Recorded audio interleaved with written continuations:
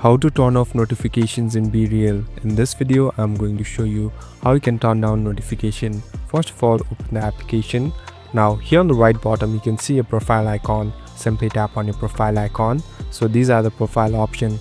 Now here on the right top, you can see settings. Simply tap on settings. So I'm in the settings interface. Here you'll be able to see the option called notification. Simply tap on notifications. So it is right here.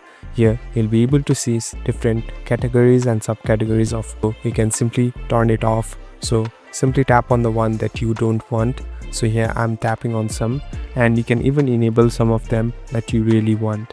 At last, here on the bottom you can see this save button. Simply tap on save and you're done. So if you go back, it's all saved. Thank you for watching this video. I hope this video will help you.